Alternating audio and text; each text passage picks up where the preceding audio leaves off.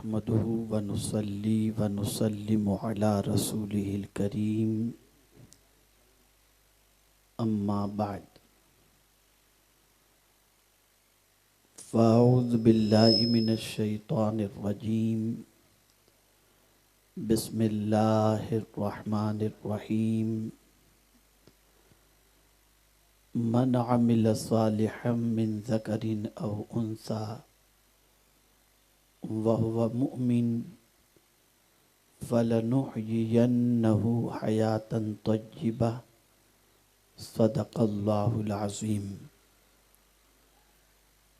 قابل قدر سادات کرام، علماء ذوی الاحترام، حاضرین و ناظرین و حاضرات بزم، السلام علیکم ورحمۃ اللہ وبرکاتہ۔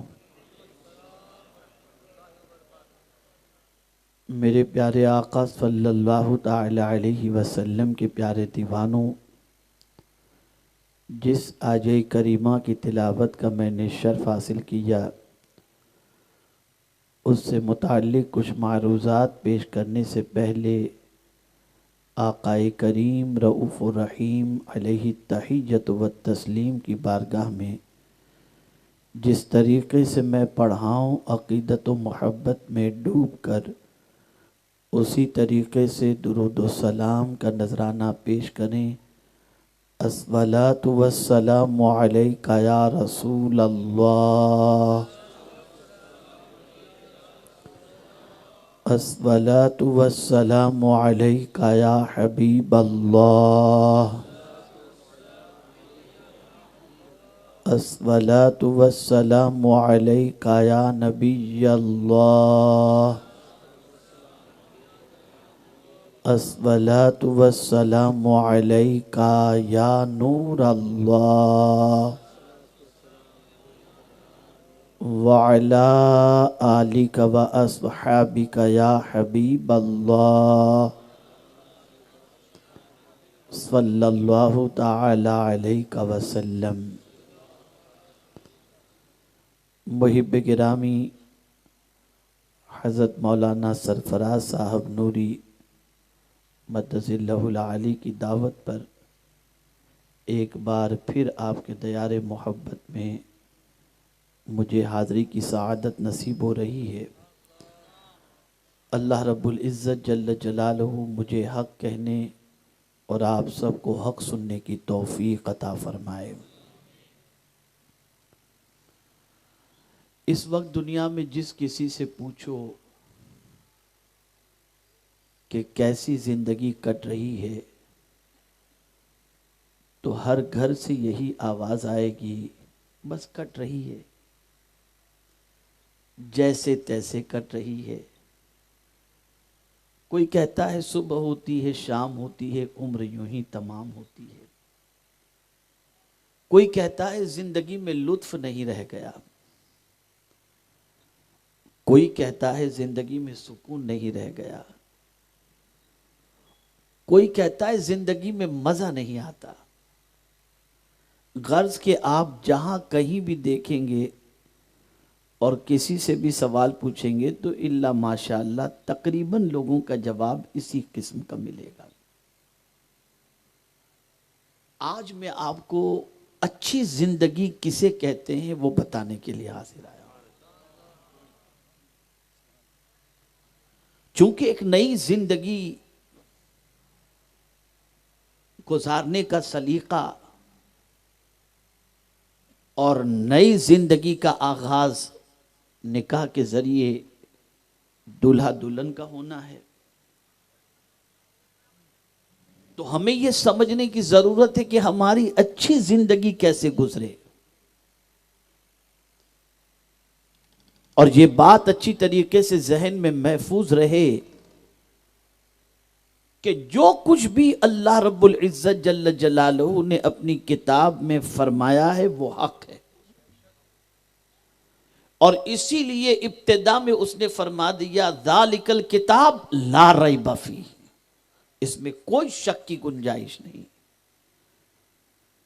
یہ کتاب دن کو دن کہہ دے تو دن ہے، اور یہ کتاب رات کو رات کہہ دے تو رات ہے۔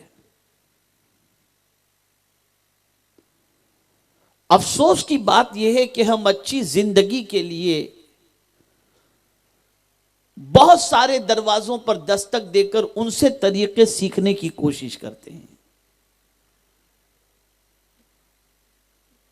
کبھی ہم نے قرآن مقدس کی طرف رجوع نہیں کیا کہ اللہ کی کتاب سے ہم پوچھیں کہ ہم اچھی زندگی چاہتے ہیں، اے کتاب تو ہماری رہنمائی فرما کہ ہمیں اچھی زندگی کیسے نصیب ہو تاکہ ہم اچھی زندگی گزار سکیں.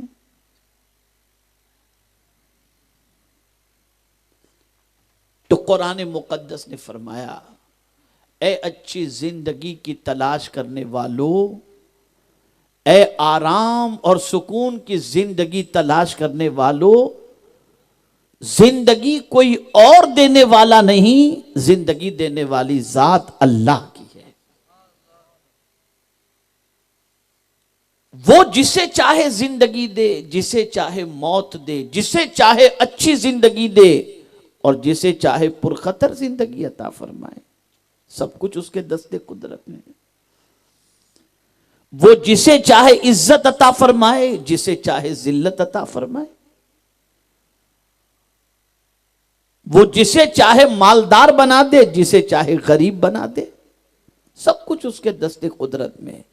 ایک یہ مندی کا پیریڈ چل رہا ہے نا، اور اس مندی کے پیریڈ کے اندر سچویشن کیا ہے؟ بہت ساروں کا دھندا نہیں چلتا تو لوگ کہتے ہیں کسی نے روزی باندھ دی.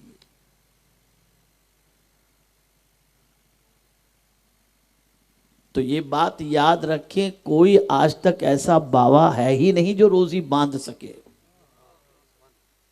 اسے ذہن میں رکھو. کوئی ایسا آج تک ہے ہی نہیں جو آپ کے رزق کو باندھ دے. اس لیے کہ قرآن نے واضح لفظوں میں فرمایا اللہ یبسط الرزق لمن یشاء ویقدر. اللہ جس کی چاہتا ہے روزی کشادہ کر دیتا ہے اور جس کی چاہتا ہے تنگ کر دیتا ہے. قدر کے معنی تنگ کے ہوتا ہے. اور لیلۃ القدر کو لیلۃ القدر کیوں کہتے ہیں جانتے ہیں آپ؟ اس لیے کہتے ہیں کہ آسمان سے فرشتے زمین پر اتنے اتر آتے ہیں کہ زمین تنگ ہو جاتی ہے. اس لیے لیلۃ القدر کہا جاتا ہے. پیر رکھنے کی جگہ نہیں ہوتی فرشتوں کے لیے، زمین تنگ ہو جاتی ہے، اس لیے قدر کہا جاتا ہے. تو اللہ جسے چاہے کشادہ روزی عطا فرما دے اور جسے چاہے تنگ کر دے. تو یہ ڈپارٹمنٹ اللہ نے کسی کو دیا ہی نہیں ہے. ورنہ جو آپ کہتے ہیں کہ فلاں نے تنگ کر دیا، وہ آپ سے کیوں کہتا کہ بھئی مجھے 500 روپے تیرے کو دینا پڑے گا تو تیرا کام کروں گا؟ اس کی خود کی روزی تنگ پڑی ہے بیچارے، اس کی خود کی تنگ پڑی ہے، وہ آپ کی کیا تنگ کرے گا؟ تو یہ تو قدرت نے اپنے ہاتھ میں رکھا ہے. جس کی روزی وہ چاہے تنگ کر دے اور جس کی چاہے وہ کشادہ فرما دے. تو روزی کوئی باندھ نہیں سکتا. ہاں آپ کی روزی پر نظر لگ سکتی ہے، یہ حق ہے، اس میں کوئی شک کی گنجائش نہیں. اسی لیے بڑے بوڑھے بیٹا اس بچے کو بٹھا دیجئے، یہ مجھے اچھا نہیں لگتا یہ بچے آنا جانا کرتے ہیں. ایک مرتبہ درود شریف پڑھ لیں. اللہم صلی علی سیدنا و مولانا محمد معدن الجود والکرم وآلہ وصحابہ وبارک وسلم. ایک بزرگ بڑی اچھی بات، پرانے زمانے کے کاٹھیا واڑ کے ایک تھے، انہوں نے اپنے بیٹے کو نصیحت کی، بیٹے کیلا لے کر کے ریکڑی والے سے نکلنا تو کالی تھیلی میں نکلنا، سفید میں نہیں. اس لیے کہ ہو سکتا ہے سفید تھیلی میں سے کیلا نظر آ جائے اور کسی کی نظر پڑ جائے. کہتے تھے لوگ. تو نظر بڑی خطرناک چیز ہے. حضور صلی اللہ علیہ وسلم فرماتے ہیں نظر انسان کو موت تک لے جاتی ہے اور پتھر کو پھاڑ دیتی ہے. یہ نظر میں تک. اب یہاں سے ایک بات سمجھ میں آئی، جب کسی عام انسان کی بری نظر پڑ جائے تو اس کی نظر سے پتھر پھٹ سکتا ہے، تو اللہ والوں کی نظر کرم پڑ جائے تو بگڑی بھی بن سکتی ہے. جب تم یہ مانتے ہو کہ بری نظر کسی کی پڑ جائے، گاڑی پہ لکھ کے نکالتے ہو بری نظر والے تیرا منہ کالا، یہ سب لکھا ہوا رہتا ہے. تو جب نظر کی مائیں بچے کو کالا ٹیکا لگا کر نکالتی ہیں، کسی کی نظر پتا چلا نظر کی تاثیر ہے.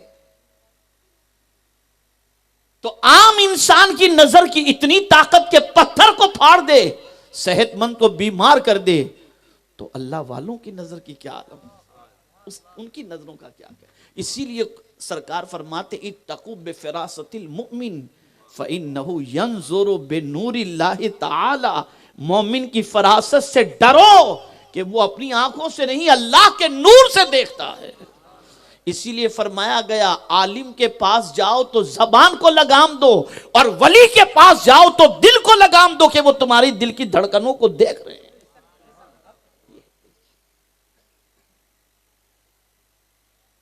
تو بری نظر سے روزی تنگ ہو سکتی. تنگ سے مراد یہ ہے کہ کاروبار ٹھپ پڑ سکتا ہے.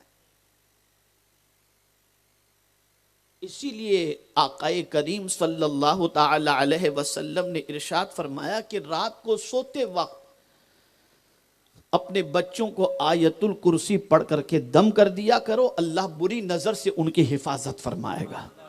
ایسے ہی آپ جب بھی کاروبار کے لیے جائیں، دکان کھولیں، آیت الکرسی پڑھ کر کے آپ پھونک دیں، انشاءاللہ بری نظر سے اللہ حفاظت فرمائے گا. تو عرض یہ کر رہا تھا کہ اچھی زندگی ہر کوئی چاہتا ہے، اور اچھی زندگی کی خواہش لڑکی کو بھی ہے لڑکے کو بھی ہے.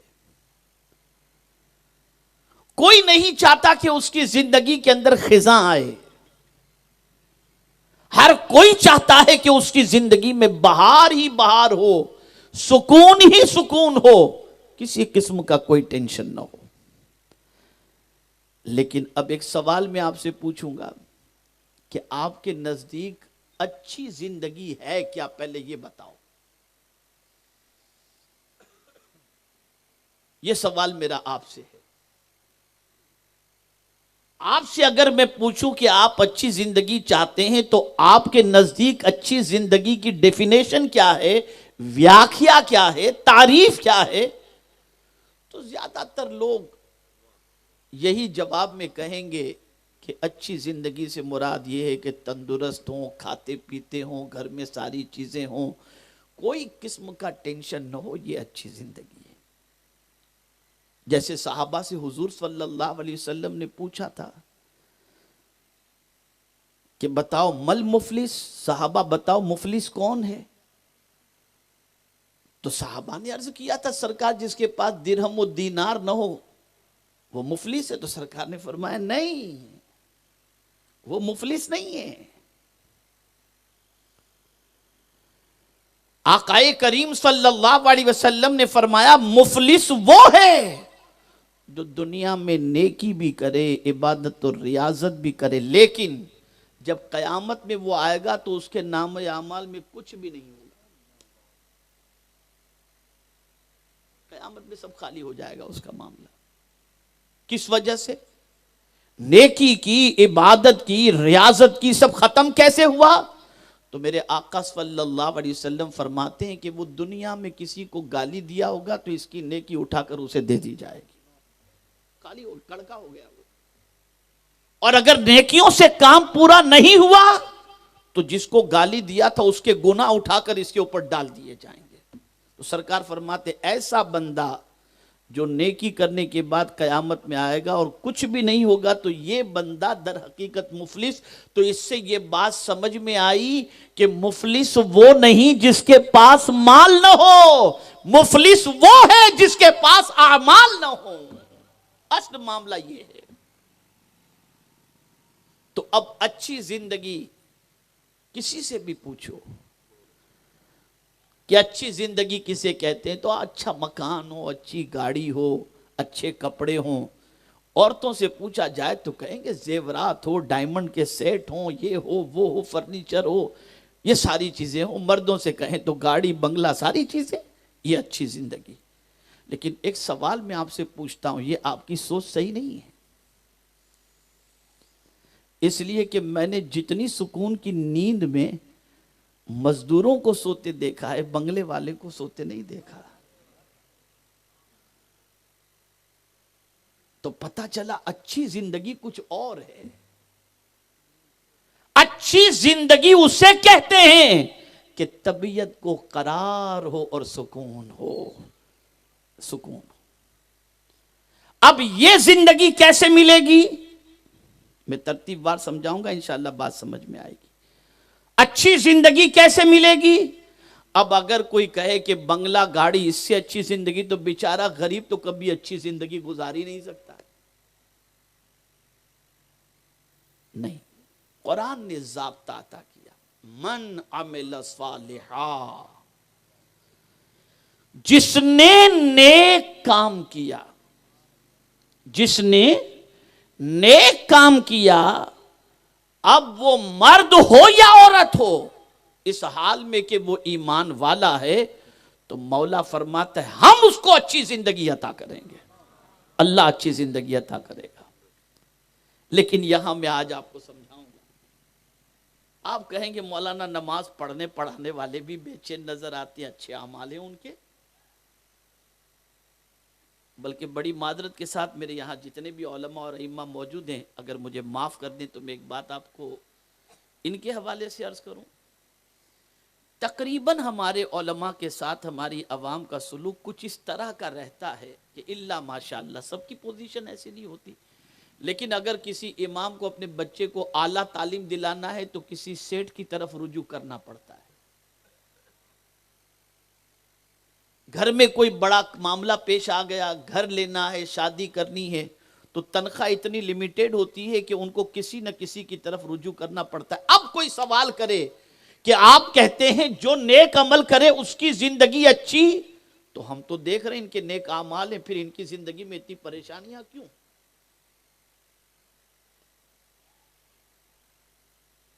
تو اے رسول اعظم صلی اللہ تعالی علیہ وسلم کے دیوانوں، ان کی زندگی تو اچھی ہی ہے کہ اعمال میں گزر رہی ہے، اچھے عمل میں گزر رہی ہے، نیک کام کرنے میں گزر رہی. لیکن اچھے عمل کی تعریف محدثین اور مفسرین نے جو فرمائی وہ یہ ہے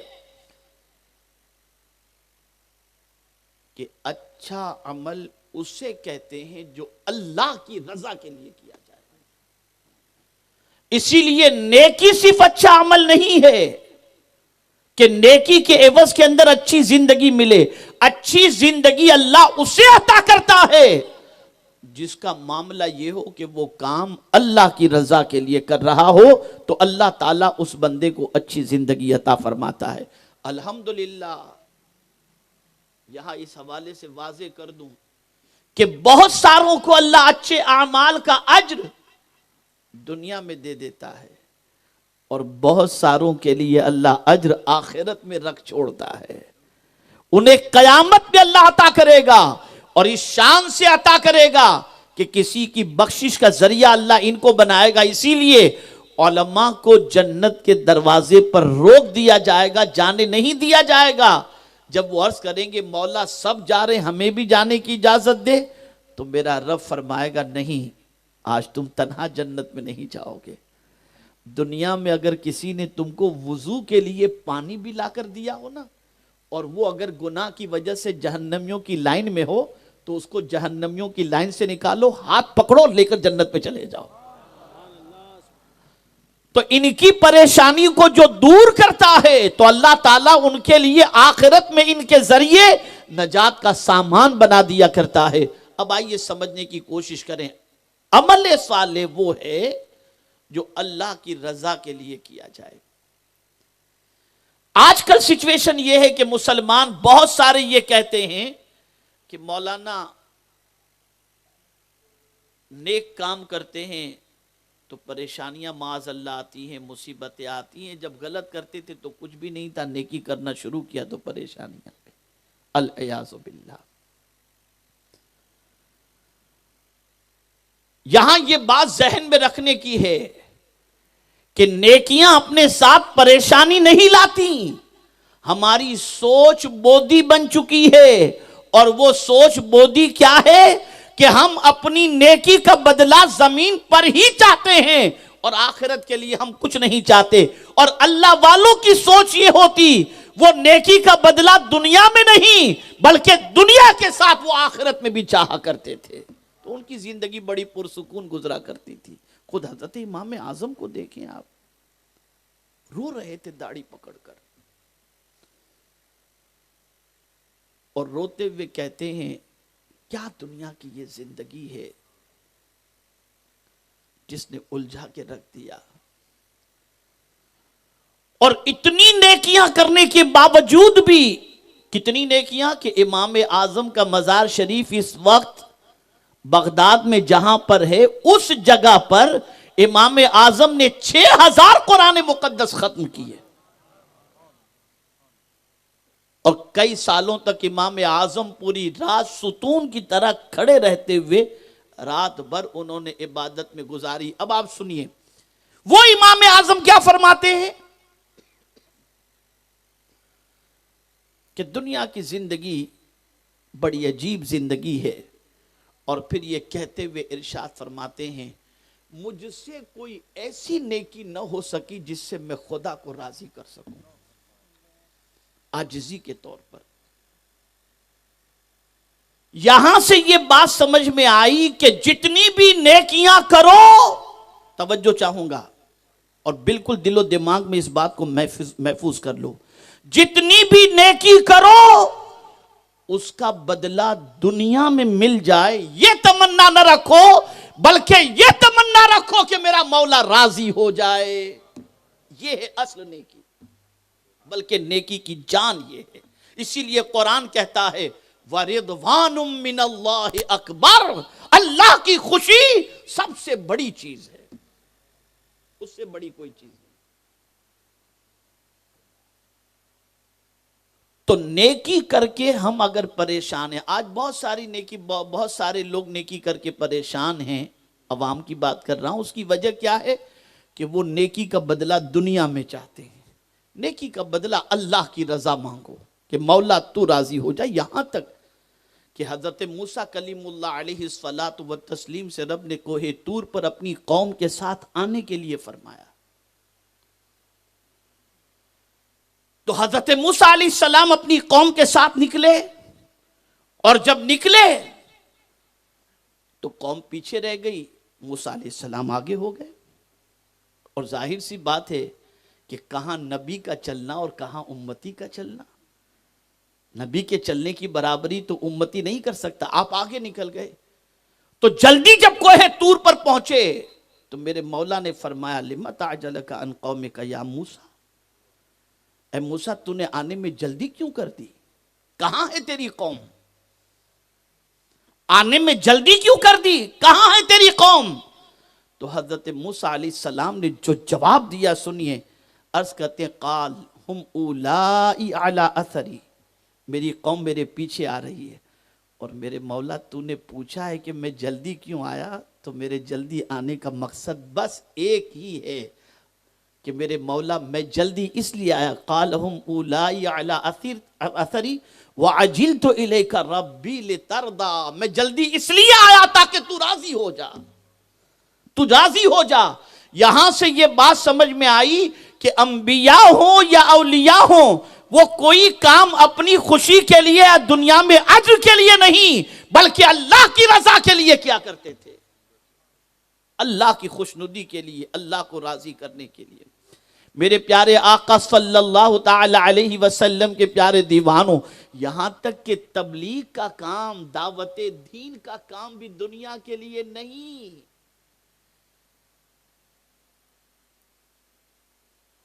خود رسول اعظم صلی اللہ علیہ وسلم نے فرمایا لا اسألکم علیہ اجرا,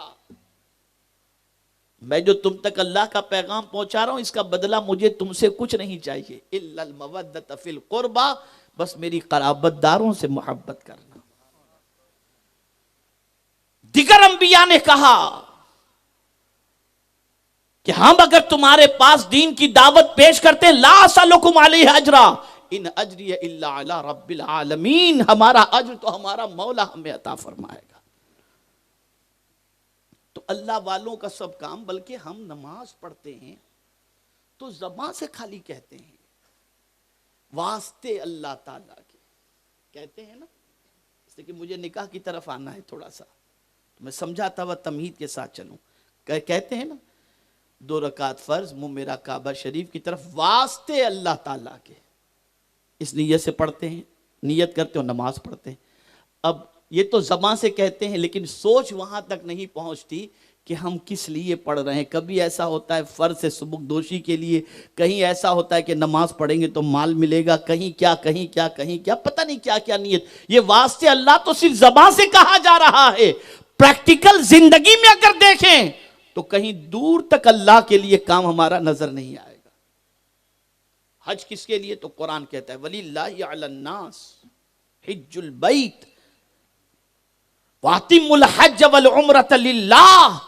بلکہ حضور نے تو یہاں تک کہہ دیا ان صلاتی و نسکی و محیایا و مماتی للہ رب العالمین، کہ میری نماز، میری قربانی، میرا جینا، میرا مرنا، یہ سب کچھ اللہ کے لیے ہے. یہ حضور کی زندگی تھی، کچھ بھی اپنے لیے نہیں، ہر کام میں اللہ کی رضا، ہر کام میں اللہ کی رضا. اب یہاں ایک سوال میں آپ سے پوچھتا ہوں، سب چیزوں کے لیے نیت ہے، روزے کے لیے نیت، حج کے لیے نیت، زکوٰۃ کے لیے نیت، نماز کے لیے نیت، نکاح کے لیے کیا نیت ہے؟ تو اگر امت مسلمہ سے سوال پوچھا جائے کہ نکاح کے لیے کیا نیت ہے، تو سوائے خواہش پوری کرنے کی اور کوئی تمنا دل و دماغ میں نہیں ہوتی اور نہ کوئی نیت ہوتی ہے. یہاں تک صوفیہ فرماتے ہیں کہ اگر، بلکہ صدر الشریعہ علیہ الرحمت والرضوان نے فرمایا کہ اگر کوئی شخص صرف خواہش پوری کرنے کی نیت سے نکاح کر رہا ہے تو نکاح تو ہو جائے گا، سنت کا ثواب نہیں ملے گا. اس لیے جب نکاح کرو تو پہلے یہ ارادہ کرو ہم اپنے نبی کی سنت پر عمل کرنے کے لیے نکاح کر رہے ہیں، نبی کی سنت. اور امام غزالی رحمت اللہ تعالی علیہ نے تو نکاح سے پہلے کئی نیتیں بتائیں. آپ فرماتے نکاح سے پہلے یہ نیت کرو کہ ہم اس لیے نکاح کر رہے ہیں کہ اللہ تعالیٰ نکاح کے ذریعے جو اولاد عطا فرمائے اس اولاد کو اللہ ہماری نجات کا ذریعہ بنا دے. ہم نکاح اس لیے کر رہے ہیں کہ بیوی کے منہ کے اندر حلال کا لقمہ رکھیں تاکہ اللہ اس پر ہمیں صدقے کا ثواب عطا فرمائے. ہم نکاح اس لیے کر رہے ہیں، بلکہ ایک مقام پر حضور نے فرمایا اللہ اکبر، یہ ہر دولہا دلہن اور ہر شادی شدہ ذہن کے اندر رکھے. آقا کریم صلی اللہ علیہ وسلم ارشاد فرماتے ہیں کہ 3 قسم کے لوگ ایسے ہیں جن کی مدد کا ذمہ اللہ نے خود سے اپنے اوپر لازم کر لیا ہے کہ میں ان کی ضرور مدد کروں گا. خود سے اللہ پر کوئی لازم نہیں کر سکتا، اللہ نے خود سے اپنے اوپر لازم کر لیا ہے کہ میں ان کی مدد کروں گا. ان میں سے ایک کون ہے؟ تو آقا کریم صلی اللہ علیہ وسلم فرماتے ہیں الناکح الذی یرید بہ العفاف، نکاح کرنے والا اس نیت سے نکاح کرے کہ میں اپنے دامن کو گناہوں سے پاک رکھوں گا. اللہ کے رسول فرماتے اس کی مدد کا ذمہ اللہ نے خود سے اپنے اوپر لے لیا ہے کہ میں اس کی مدد کروں گا. ہے کوئی ایسی نیت کرنے والا؟ الا ماشاء اللہ. بلکہ نکاح کے وقت ہی نہ جانے کیا کیا حرکتیں ہوتی ہیں اور کیا کیا سسٹم ہوتا ہے اور کیا کیا گانے گائے جاتے ہیں اور کیا کیا گناہ ہوتے ہیں. اللہ رحم و کرم فرمائے. تو دامن کو پاک رکھنے کی نیت تو نکل گئی، بس خواہش پوری کرنا، اس کے علاوہ نتھنگ، کوئی چیز نہیں. تو نکاح سے پہلے یہ نیت، بلکہ یہ بھی نیت ہونی چاہیے کہ کثرت امم پر حضور فخر فرمائیں گے تو نکاح کے ذریعے اللہ مجھے اولاد عطا کرے گا تو میری اولاد کی وجہ سے قیامت میں حضور کثرت امت پر فخر کریں گے. یہ نیت ہونی چاہیے. تو عمل صالح کسے کہتے ہیں؟ اسے ذہن میں رکھیں. عمل صالح، نیک عمل اسے کہتے ہیں جو اللہ کی رضا کے لیے کیا جائے. بہت غور سے سمجھیے گا، کس کے لیے کیا جائے؟ بولیے، اللہ کی رضا کے لیے کیا جائے تو اسے کہتے ہیں نیک عمل، اور جو کام اللہ کی رضا کے لیے کیا جائے اور کرنے والا صاحب ایمان ہے تو میرا مولا فرماتا ہے اس کو اچھی زندگی میں عطا کروں گا، میں عطا کروں گا۔ اب آپ دیکھیے، سمجھنے کی کوشش کریں۔ بہت سارے لوگ اچھی زندگی کی تمنا میں بنگلو بنا لیتے ہیں، گاڑیاں خرید لیتے ہیں، خوب پیسہ ہوتا ہے ان کے پاس، لیکن رات کو نیند کی گولی لیے بغیر سو نہیں سکتے، تو اچھی زندگی تو نہیں ہوئی ان کی۔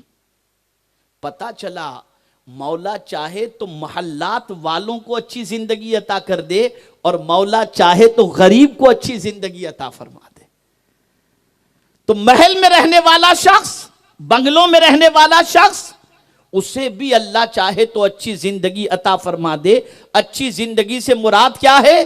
وہ سکون کے ساتھ سوئے، اس کے دماغ میں کوئی ٹینشن نہ ہو، آرام کی نیند آئے، اور گھر کے اندر کوئی اس قسم کی تکلیف نہ ہو، اور آرام کی زندگی گزرتی ہو، اور اللہ عز و جل کی رضا کے لیے وہ عبادت و ریاضت کرتا ہو، اللہ اسے اچھی زندگی عطا فرماتا ہے۔ لیکن اگر کوئی شخص دنیا کو دکھانے کے لیے دولت کمائے، دنیا کے حصول کے لیے دولت کمائے، عزت و سربلندی کے لیے دولت کمائے، وقار اور آبرو کے لیے دولت کمائے، لوگوں میں بڑائی کے لیے دولت کمائے، تو اس کو اللہ اچھی زندگی نہیں عطا کرتا۔ لیکن اگر اس نیت سے دولت کمائے کہ مولا تو مجھے گھر بھی عطا کر، مجھے گاڑی بھی عطا کر، مجھے دولت بھی عطا کر، تاکہ اس دولت کے ذریعے میں تیری رضا حاصل کر سکوں، غریبوں کی مدد کر سکوں، پریشان حالوں کی مدد کر سکوں، مصیبت زدوں کی مصیبت دور کر سکوں۔ اللہ اکبر!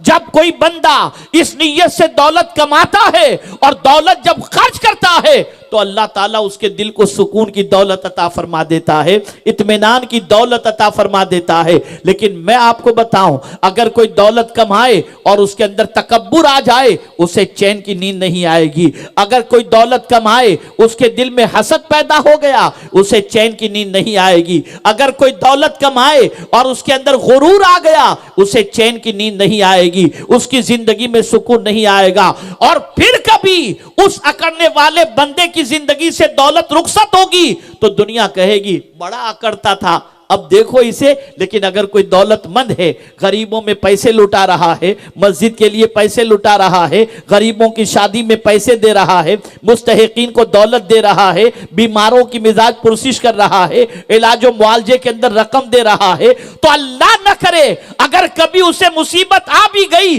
تو ہر غریب دعا کرے گا، اے اللہ اس کی مصیبت ٹال دے کہ یہ تو غریبوں کا مسیحا ہے، اس کی وجہ سے نہ جانے کتنوں کی پریشانیاں اللہ تو دور فرماتا تھا۔ تو اچھی زندگی یہ ہے۔ اللہ فقر جس کے گھر کے اندر ہے چاہے تو اسے بھی اچھی زندگی عطا کر دے، اور اللہ عز و جل جس کے پاس دولت ہے، سب کچھ ہے، چاہے تو اس کی زندگی سے سکون چھین لے، اس لیے کہ اچھی زندگی کوئی نہیں دے سکتا، اچھی زندگی اللہ عز و جل عطا فرماتا ہے۔ اب یہاں ہم سمجھیں ایک عورت کو کیسی زندگی گزارنی چاہیے، مرد کو کیسی زندگی گزارنی چاہیے۔ سارے پرابلمز فیملی کے اندر جو ہوتے ہیں، ان پرابلم کی ایک سب سے بڑی وجہ جو ہوتی ہے وہ یہ ہوتی ہے، اس نے یہ کیا، اس نے یہ کہا، اس نے ایسا کہا، اس نے ایسا کہا، اس نے ایسا دیکھا، اس نے یہ نہیں پوچھا، اس نے یہ نہیں پوچھا، وہ اس طرح سے، وہ اس طرح سے، اور معاملہ خراب ہو جاتا ہے۔ اگر کوئی شخص کسی کو اللہ کے لیے معاف کر رہا ہے تو اس کی زندگی اچھی گزرے گی۔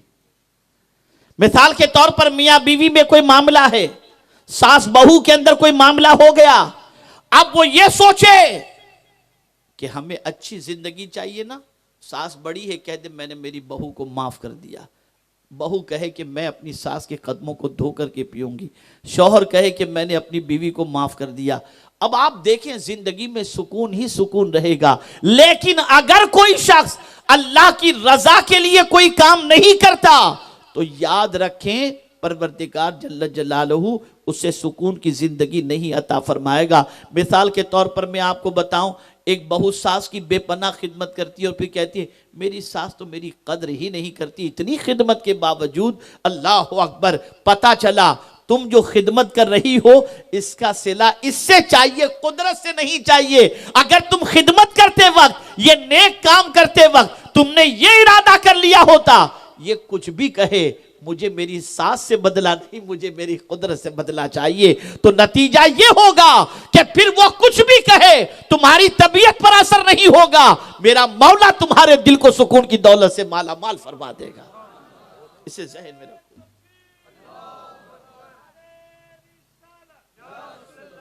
یہ گھروں کے جو پرابلمز ہوتے ہیں نا، اس کی وجہ یہ ہے کہ نیکی کا بدلہ سب کو چاہیے۔ چھوڑ دو نیکی کے بدلے کو، قرآن کہتا ہے۔ بھئی ہم لوگ بھی دین کا کام جو اللہ تعالیٰ اپنے حبیب کے صدقے میں اس کی توفیق سے لیتا ہے، تو کبھی کبھی یہ ہوتا ہے یار فلاں آدمی قدر نہیں کرتا، اتنا ان کے پیچھے محنت کرو لیکن قدر نہیں ہے، یہ آدمی کہتا ہے۔ اور ہمارے یہاں ہے بھی ایسا ہی، جیتے جی قدر نہیں ہوتی، مرنے کے بعد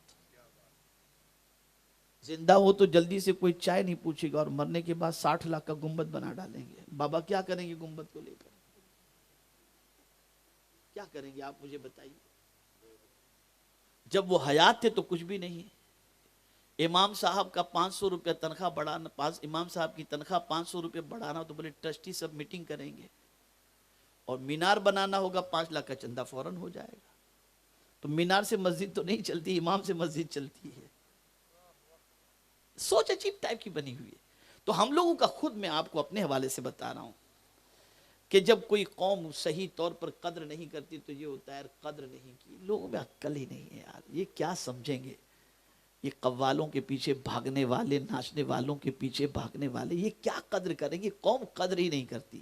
قرآن کہتا ہے اے لوگوں سے قدر کی طلب کرنے والوں، تو لوگوں کے لیے دین کا کام کر رہا ہے۔ قرآن کہتا ہے وَمَن تَطَوَّعَ خَيْرًا فَإِنَّ اللَّهَ شَاكِرٌ عَلِيمٌ، جو اللہ کی رضا کے لیے بھلائی کا کام کرتا ہے تو بے شک اللہ کرنے والا ہے اور جاننے والا ہے۔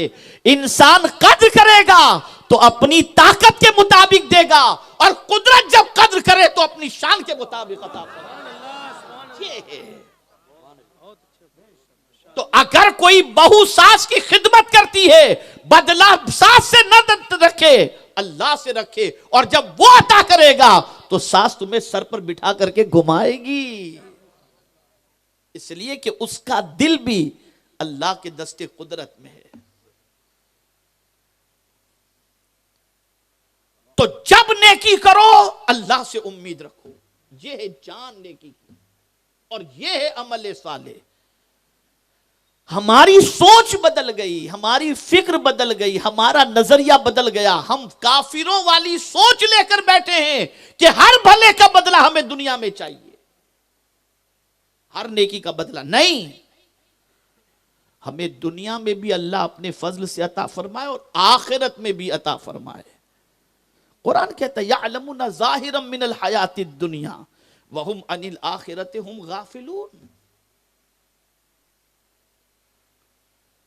اس دنیا کی زندگی کے سلسلے میں انسان سب کچھ جانتا ہے، آخرت سے متعلق غافل ہے۔ اور یاد رکھیں سب سے زیادہ ضرورت اللہ عز و جل کی طرف سے، اللہ عز و جل کے یہاں انسان کو جو پڑے گی وہ نیکیوں کی پڑے گی۔ اور وہاں قیامت میں ایک بزرگ تھے، مصیبت آئی، دیکھیں اللہ والوں کی پوزیشن، مصیبت آئی، اتنی سخت مصیبت۔ اور یاد رکھیں اللہ جب کبھی امتحان لیتا ہے تو بہت سخت لیتا ہے، یہاں تک کہ رسولوں کا بھی امتحان لیا تو بہت سخت، یہاں تک کہ وَزُلْزِلُوا حَتَّى يَقُولَ الرَّسُولُ وَالَّذِينَ آمَنُوا مَعَهُ مَتَىٰ نَصْرُ اللَّهِ۔ جب رسول اپنی جگہ سے نہ ہلے، جب دشمنوں نے ہلانا چاہا تو زمین کو ہلا دیا گیا کہ اب تو میرا بندہ ہلے گا، لیکن قربان جائیے رسول صاحب استقامت بن کر کے کھڑے ہیں، ہل نہیں رہے۔ اور حضور کے ساتھ، یعنی جس رسول کا تذکرہ ہے اس رسول کے ساتھ جو تھے وہ بھی اپنی جگہ سے ہلے نہیں، بس اتنا کہا متا نصر اللہ، مولا تیری مدد کب آئے گی؟ تو رب کی رحمت کو پیار آیا اور فرمایا اے رحمت کو تلاش کرنے والے، مدد کے متلاشی سن لے، الا ان نصر اللہ قریب، میری مدد تو بالکل قریب ہے۔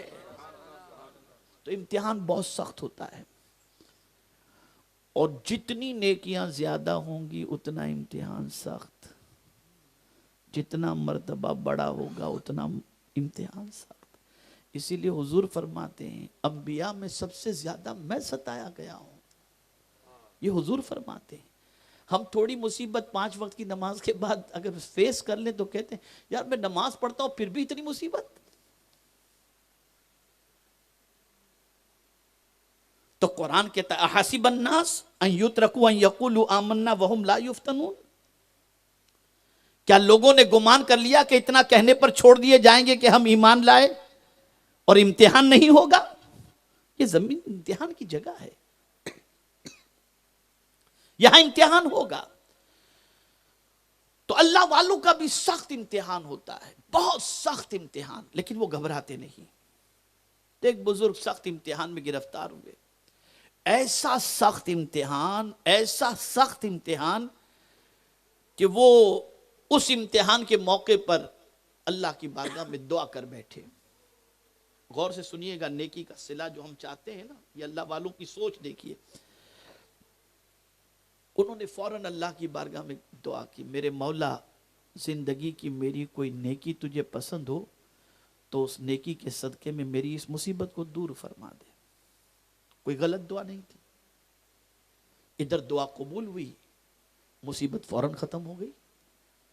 اب مصیبت ختم ہوئی تو بزرگ رونے لگے، مصیبت ختم ہوئی تو مسکرانا چاہیے، سدے شکر بجا لانا چاہیے، لیکن وہ رونے لگے۔ لوگوں نے کہا حضرت مصیبت ختم ہو گئی، آپ کو راحت اللہ نے دے دی، اب کیوں رو رہے ہیں؟ تو جواب میں فرماتے ہیں ڈرتا ہوں کہ کہیں میری نیکی کا سارا صلہ اللہ نے دنیا ہی میں تو نہیں دے دیا، آخرت میں پھر کیا ہوگا؟ اگر قیامت میں مولا کہہ دے کہ تیری ساری نیکی کا بدلہ ہم نے تجھے دنیا میں دے دیا، اب آخرت میں تیرے لیے کچھ نہیں، تو پھر میں کیا کروں گا؟ یہ سوچ ہے۔ تو یہاں اچھی زندگی جسے چاہیے اس کے لیے قرآن ایک ضابطہ عطا کرتا ہے، اور وہ یہ ہے تم جو بھی نیکی کرو اللہ کے لیے کرو، اللہ کی رضا کے لیے کرو، کوئی دنیاوی بدلہ اپنے پیش نظر نہ رکھو۔ اگر کسی نے جزاک اللہ کہہ دیا سبحان اللہ، کسی نے کوئی تعریف کر دی سبحان اللہ، تمنا دل میں مت رکھو۔ اور میں آپ کو یقین کے ساتھ کہتا ہوں جتنا انسان سے تمنا رکھو گے رسوائی نصیب ہوگی، اور جتنی رب سے تمنا رکھو گے خوشیاں ہی خوشیاں نصیب ہوگی۔ اس کو ذہن میں رکھیے گا آپ۔ دنیا سے جس نے بھی تمنا رکھی، دنیا کی طاقت نہیں کسی کی تمنا پوری کر دے، اور جب کسی نے چھوڑ دی دنیا سے توقع اور اپنے مولا کی طرف رجوع رہا، تو پھر قرآن کہتا ہے میرے بندے میں ایسی جگہ سے دوں گا جہاں تیرا گمان بھی نہیں پہنچتا ہوگا۔ یہ اس کا وعدہ ہے، یہ وعدہ ہے۔ تو اچھی زندگی مرد و خواتین کو اگر چاہیے تو جو بھی نیکی کرو اس نیکی کا بدلہ دنیا ہی میں نہ مانگو، اس نیکی کے لیے ایک سوچ بناؤ، ایک فکر بناؤ کہ مولا میں یہ کام تجھے راضی کرنے کے لیے کر رہا ہوں، اگر تو راضی ہو گیا تو میری دنیا بھی بہتر ہو جائے گی اور میری آخرت بھی بہتر ہو جائے گی۔ یہ نیت اپنے دل کے اندر رکھو، اور اس نیت کا جب خیال ہوتا ہے، دیکھیے بتاتا ہوں سمجھیں، اس نیت کا جب خیال ہوتا ہے نا تو آدمی پھر اپنی ذات کے لیے کسی سے بدلہ نہیں لیتا، اپنی ذات کے لیے بدلہ نہیں لیتا۔ حضور صلی اللہ علیہ وسلم نے اپنی ذات کے لیے کسی سے بدلہ نہیں لیا، کسی سے بدلہ نہیں لیا، بلکہ اللہ کے لیے معاف کرتے چلے گئے۔ اب آپ دیکھیں میرے آقا صلی اللہ تعالی علیہ وسلم کی حیات طیبہ کا مطالعہ کریں تو آپ کو پتہ چلے گا۔ سب سے پہلی بات تو آپ دیکھیں کہ سرکار 25 سال کے اور ام المؤمنین حضرت خدیجۃ الکبریٰ رضی اللہ تعالی عنہ 40 سال کی۔ توجہ چاہوں گا، ام المؤمنین حضرت خدیجۃ الکبریٰ رضی اللہ تعالی عنہ 40 سال کی، حضور صلی اللہ علیہ وسلم 25 سال کے، حضور جوان، وہ بیوہ، کئی بچوں کی ماں، اور سرکار نے کہا احسان فرمایا ام المؤمنین حضرت خدیجۃ الکبریٰ پر، لیکن قربان جائیے خدا کی قسم کوئی سیرت کی کتاب میں آپ ثابت نہیں کر سکتے کہ سرکار نے ام المؤمنین حضرت خدیجۃ الکبریٰ کو یہ کبھی فرمایا ہو خدیجہ تم پر میں نے احسان کیا. کبھی نہیں فرمایا, کبھی نہیں فرمایا حضور صلی اللہ علیہ وسلم. بلکہ کنواری بیوی کی حیثیت سے ام المؤمنین حضرت عائشہ صدیقہ رضی اللہ تعالی عنہ سرکار کے عقد میں آئیں تو رسول اعظم صلی اللہ تعالی علیہ وسلم ان کے سامنے کہا کرتے, ام المؤمنین حضرت خدیجۃ الکبریٰ کی تعریف جب کرتے تو حضرت عائشہ صدیقہ رضی اللہ تعالیٰ عنہ عرض کرتی کہ سرکار آپ اس ضعیفہ کا تذکرہ اتنا کیوں کرتے ہیں؟ تو سرکار فرماتے اللہ اکبر, قربان جائیے, رحمت عالم صلی اللہ علیہ وسلم ارشاد فرماتے ہیں کہ اس نے میرے لیے بہت ساتھ دیا ہے اور اس نے میری دعوت قبول کر کے اسلام کی آغوش میں سب سے پہلے اس نے قدم رکھا ہے. آپ اندازہ لگائیں, آج کسی غریب کی لڑکی سے شادی کر کے گھر میں لے کر کے آئے اور زیور پہنانا شروع کیا تو شوہر کہے گا تیری ماں کے یہاں کبھی دیکھی تھی تو نے؟ یہ حد ہو گئی. یہ کیوں نہیں سوچتے ہو کہ تم کو اللہ نے تمہاری بیوی کی وجہ سے روزی عطا فرمائی؟ اور اگر کوئی یہ کہے کہ بیوی کی وجہ سے روزی نہیں ملتی تو میں اسے حضور کا ارشاد سنا دیتا ہوں. سرکار صلی اللہ علیہ وسلم کی بارگاہ میں ایک غریب صحابی آئے, عرض کرتے ہیں حضور اتنا غریب ہوں, کھانے پینے کے لالے پڑ گئے. سرکار نے فرمایا شادی کر لو. تو عرض کرتے ہیں حضور خود کے کھانے کے لالے ہیں, شادی کروں گا اس کو کہاں سے کھلاؤں گا؟ کہا اللہ اس کے صدقے میں برکت عطا فرمائے گا. اور اللہ نے نکاح کے اندر برکت رکھی اور اللہ نے بیوی کے عوض کے اندر روزی عطا فرمائی. بعض ظالم ایسے ہیں جن کو کوئی لڑکی دیتا نہیں ہے, اتنے غریب ہوتے ہیں کوئی لڑکی نہیں دیتا, اور پھر لڑکی مل جاتی ہے تو اللہ وارے نیارے کر دیتا ہے, مال ہو جاتے ہیں, بہت دولت مل جاتی ہے تو دولت ملنے کے بعد پھر نظر پھر جاتی ہے, کہیں اور دماغ گھوم جاتا ہے. اب اس میں عیب نظر آتے ہیں, یہ کالی ہے, پڑھی لکھی نہیں, ان پڑھ ہے, گنوار ہے, بات کرنے کا ڈھنگ نہیں, یہ ساری چیز. العیاذ باللہ. کیا کہتے ہو, کہاں جا رہے ہو تم؟ یہ سارا معاملہ صرف اس لیے ہے کہ حضور کی سیرت آپ نے نہیں پڑھی. یہ ساری خرابیاں اس لیے ہیں کہ اللہ اور اس کے رسول جل جلالہ کے فرامین نہیں پڑھے. یاد رکھیں, میرے جیسا امامہ شریف پہن کر داڑھی رکھ کے اچھے کرتے پائجامے میں دنیا میں گھومے اور دنیا کے بڑے اچھے مولانا ہیں, یہ دنیا کے کہنے سے اچھے مولانا نہیں ہیں. لیکن اگر حضور فرما دیں کسی کے بارے میں تو اس سے بہتر کون ہوگا؟ تو سرکار فرماتے ہیں تم میں بہتر وہ ہے جو اپنے اہل و عیال میں بہتر ہے, اور میں تم سب میں بہتر ہوں کہ اپنے بیوی بچوں میں بہتر ہوں. تو یاد رکھیں, ہم پوری دنیا کے اندر اچھے بن کر کے گھومے اچھے نہیں ہیں. اچھا وہ ہے جو اپنے اہل و عیال کے ساتھ اچھا سلوک کرتا ہے. بہت سارے باپ کہتے ہیں میں تو گھر میں گھستا ہوں نا تو میری بیوی ایک دم وہ ہو جاتی ہے اور میرا بچہ اس پلنگ کے نیچے چھپ جاتا ہے اور اتنا ڈرتا ہے. ارے یہ کوئی بہادری کی بات ہے؟ یہ کوئی بہادری کی بات ہے؟ ہونا یہ چاہیے کہ آپ گھر میں انٹر کرو تو آپ کا استقبال بیوی مسکرا کر کے کرے, بیٹا آپ سے لپک کر کے کرے, چپٹ کر کے کرے. لیکن آپ اتنے دادا بن چکے ہو, اتنے باروب بن چکے ہو کہ سب تھر تھر آپ سے کانپتے. اس کو مردانگی کہتے؟ یہ کس ٹائپ کی زندگی؟ ہاں, اس سے یہ بھی میں نہیں کہوں گا کہ باپ بیٹے دوست بن جائیں کہ ساتھ میں بیٹھ کر سگریٹ پئیں, یہ بھی میں نہیں کہوں گا. باپ کا اور بیٹے کا ریسپیکٹ ہونا چاہیے, لیکن بچے کے دل کے اندر بھی باپ کے لیے محبت ہو. اور باپ کے دل, خود حضور صلی اللہ علیہ وسلم امام حسین کو لے کر چوم رہے تھے تو ایک صحابی نے کہا حضور کیا بچوں سے ایسے بھی پیار کیا جاتا ہے؟ تو سرکار فرماتے ہیں جو ایسا نہیں کرتا اس کے دل سے اللہ نے رحم کو نکال دیا ہے, نکال دیا ہے اس کے دل سے رحم. اور جس کا دل رحم والا ہو, جس کے دل میں رحم ہو اور نرمی ہو, حضور فرماتے ہیں اس کو میری رحمت سے کچھ حصہ مل گیا. یہ اعلیٰ حضرت نے الامن والعلا میں یہ حدیث نقل فرمائی. اللہ نے جس کو نرم دلی عطا فرمائی, سرکار فرماتے اس کو میری رحمت میں سے کچھ حصہ مل گیا. تو یہ زندگی کا پتہ نہیں کون سا طریقہ ہے. خیر اب تو تھوڑا سا الٹا معاملہ بھی چل رہا ہے. مرد گھر میں جانے کے لیے تھوڑا سا بیچارہ ڈرتا ہے کہ پتہ نہیں کیا سننا پڑے گا, تھوڑا سا الٹا معاملہ ہو رہا ہے. خیر یہ سب کہنے سننے کی باتیں ہم کو شریعت کے اعتبار سے سمجھنا ہے. بہتر انسان وہ ہے جو اپنے اہل و عیال میں بہتر ہے. تو بیوی کے ساتھ اچھا سلوک ہونا چاہیے, بچوں کے ساتھ اچھا سلوک ہونا چاہیے, اور اگر بیوی ساس کی خدمت کرتی ہے تو اسے بھی یہ ذہن میں رکھنا چاہیے کہ وہ اگر خدمت کر رہی ہے تو اجر اس سے نہ مانگے, اجر خدا سے مانگے, اللہ اس کی اولاد کے اندر اسے اجر عطا فرمائے گا.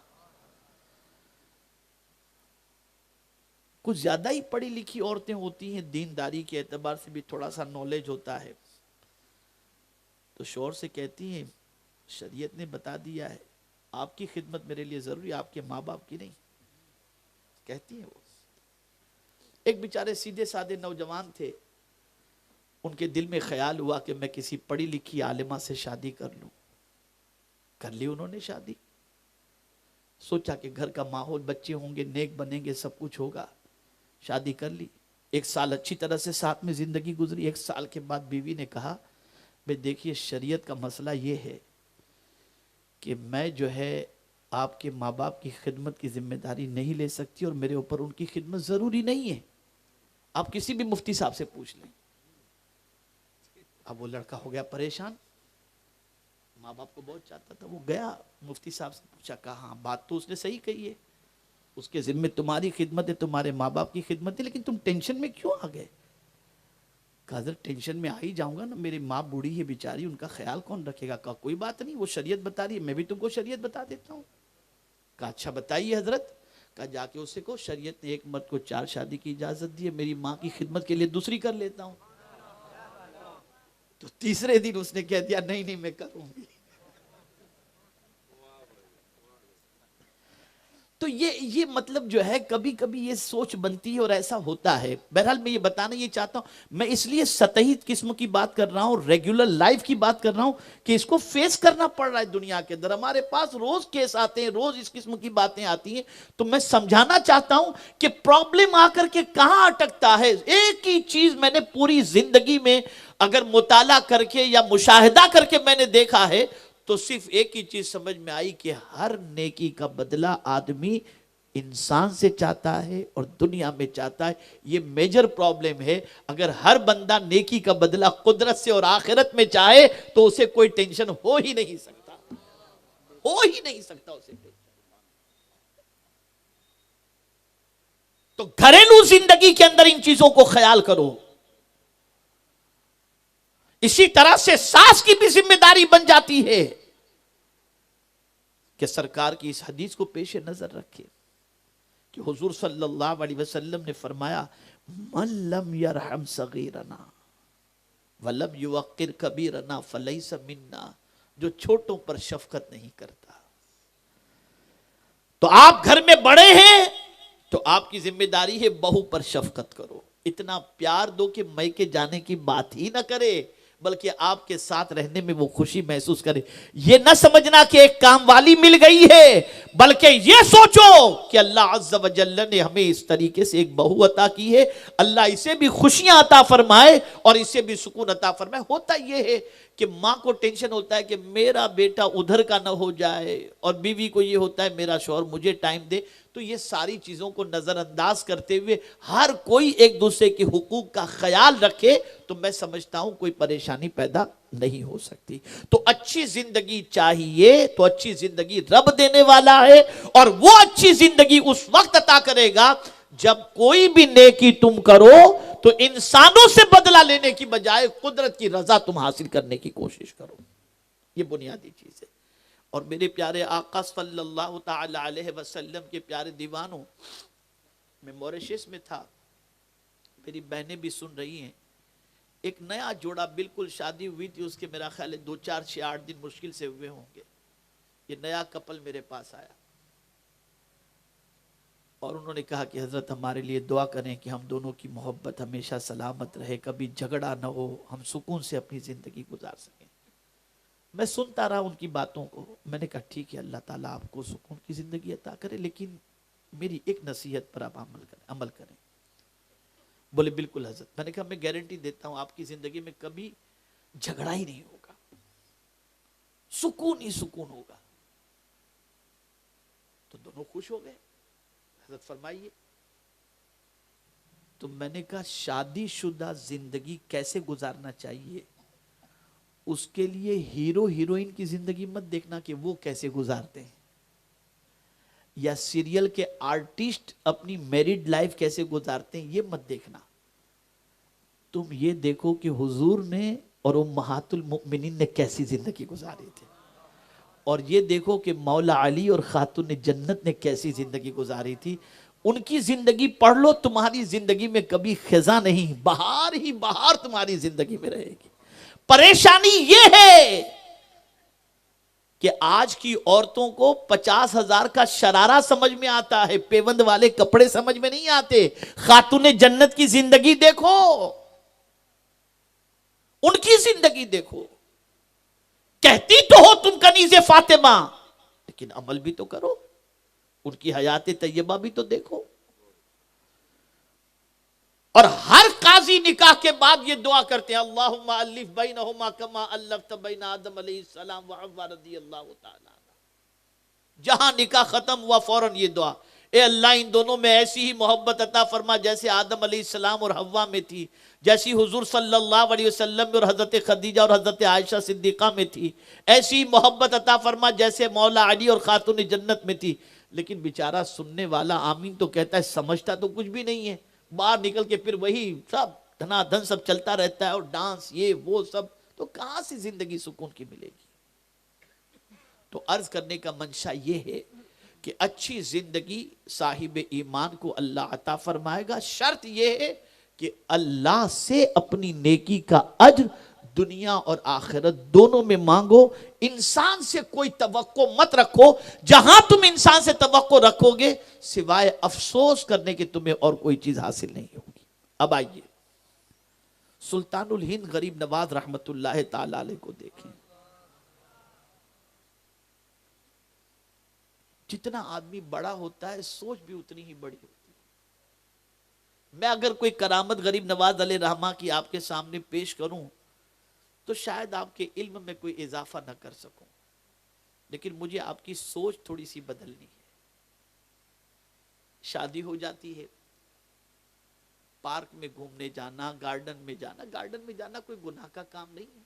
بے پردگی اگر نہ ہو, خلط ملت نہ ہو تو جا سکتے ہیں, کوئی پرابلم کی بات نہیں. بے حیائی نہ ہو, مرد اکیلا اپنے حساب سے بھی گارڈن میں جا سکتا ہے. تو ہمیں گارڈن کون سا اچھا لگتا ہے جس میں قسم قسم کے گلاب ہوں, پھول ہوں, جاتے ہیں تو اچھا لگتا ہے. تھوڑا سا سمندر کا کنارہ ہو تو اچھا لگتا ہے. یہ ساری چیزیں اچھی لگتی ہیں. لیکن آئیے غریب نواز سے پوچھتے ہیں کہ سلطان الہند آپ کا باغ کیا ہے؟ آپ گارڈن میں تو نظر نہیں آتے, کیا باغ میں جانے کا آپ کو شوق نہیں؟ آپ کا باغ کون سا ہے اور اس باغ کی بہار کیا ہے؟ تو غریب نواز رحمت اللہ تعالی علیہ فرماتے ہیں میرا باغ قرآن ہے. جب مجھے ٹہلنا ہوتا ہے تو میں قرآن کھولتا ہوں, ایسا لگتا ہے جنت کے باغوں میں ٹہل رہا ہوں. میرا باغ قرآن ہے, اور اگر تم چاہتے ہو کہ میں اس باغ کی بہار بتاؤں تو اس باغ کی بہار مصطفیٰ جان رحمت صلی اللہ علیہ وسلم ہے. تو میں جب حضور کے طریقے پر چلتا ہوں تو مجھے سکون مل جاتا ہے. باغ میں آدمی ٹہلتا ہی ہے نا, تو باغ کے اندر قرآن میں پڑھتا ہوں تو ایسا لگتا ہے باغ میں ہوں, اور مصطفیٰ کے طریقے پر چلتا ہوں تو ایسا لگتا ہے کہ جیسے باغ کی بہار مجھے نصیب ہو رہی ہے.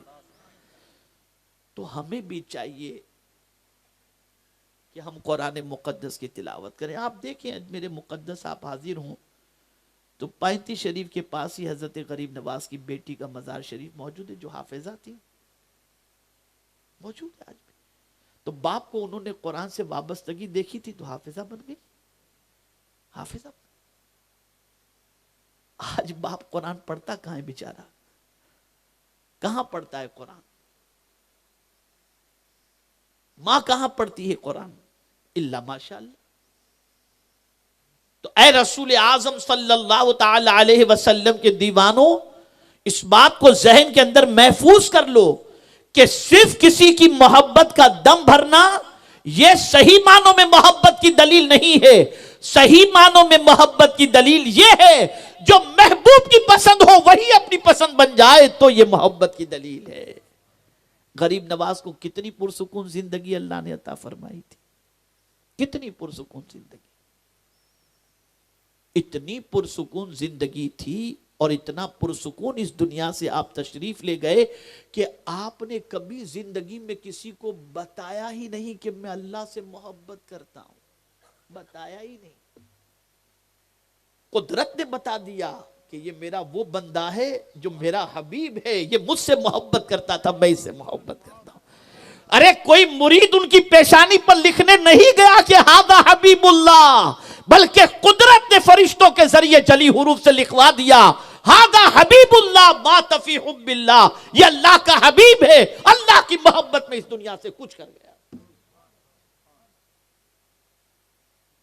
تو اے رسول اعظم صلی اللہ علیہ وسلم کے دیوانوں, سلطان الہند کی تعلیمات پر عمل کرو.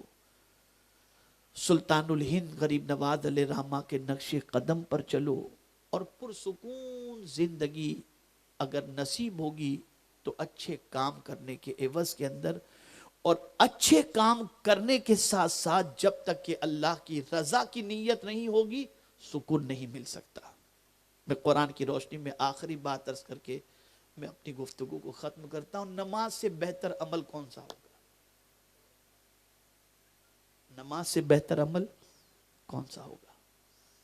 اللہ نے عرش پر بلا کر اپنے حبیب کو تحفہ نماز عطا کیا, لیکن نمازی کے لیے قرآن کہتا ہے کہ ویل ہے, ویل جہنم کی وادی. کیوں؟ نمازی اس میں ڈالا جائے گا, ویل کے اندر جہنم, فویل للمصلین. پھر آگے فرمایا کس نمازی کو ڈالا جائے گا؟ الذین هم عن صلاتهم ساہون والذین هم یراؤون.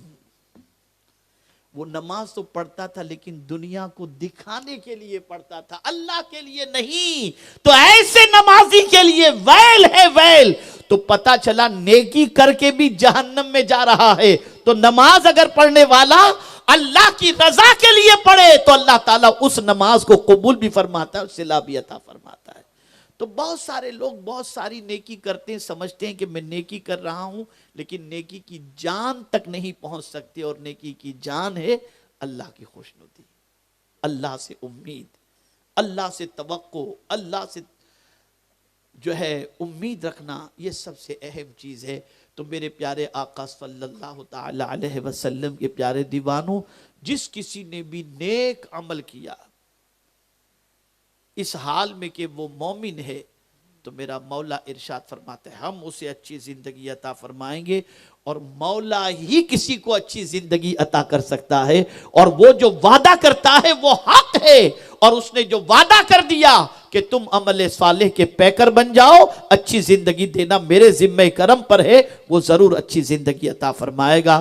اللہ رب العزت جل جلالہ آقا کریم رؤوف الرحیم علیہ التحیت و تسلیم کے صدقہ و طفیل مجھے آپ کو سب کو قرآن و حدیث پر عمل کی توفیق نصیب فرمائے, اور رشتے ازدواج سے منسلک ہونے والے اس جوڑے کو پروردگار مولا علی اور خاتون جنت کی محبت کا صدقہ عطا فرمائے. اور پروردگار ہمیں اس طریقے سے عمل صالح کی توفیق عطا فرمائے جس طریقے سے عمل صالح کا حکم اللہ رب العزت نے قرآن مقدس میں فرمایا. اللہ تعالی ہم سب پر کرم کی نظر فرمائے, پوری دنیا کے مسلمانوں پر کرم کی نظر فرمائے. وما علینا الا البلاغ المبین. السلام علیکم ورحمۃ اللہ وبرکاتہ.